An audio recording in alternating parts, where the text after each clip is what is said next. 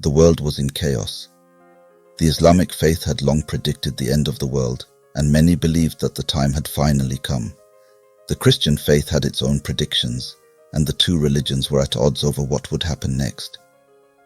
Hi, I'm Mandla, and I am narrating for Gino DiCaprio. But there was another group of people who had a different view of the end of the world. They were the Jews, and they believed that there were two outcomes for Armageddon. They believed that it was their job to work alongside God's creation to bring the world to peace. As the world teetered on the brink of disaster, the Jews knew that they had a choice. They could either work to bring the world to peace, or they could let the world end. They knew that the choice was theirs and that they had to make it soon. They had to decide whether to fight for what they believed in or to let the world fall into darkness. As they gathered together, they knew that the decision was not an easy one. They knew that they had to be strong and that they had to be united. But they also knew that there was hope. They knew that they could make a difference and that they could change the world. In the end, the Jews made their choice. They chose to fight for what they believed in and to work to bring the world to peace.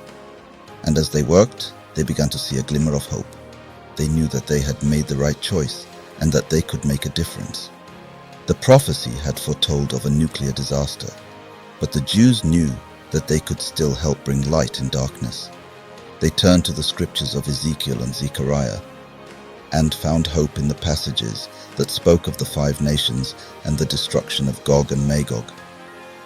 The Jews knew that they could not stop the prophecy from happening, but they could still make a difference. They could still help bring peace to the world, and they could still help bring light in darkness.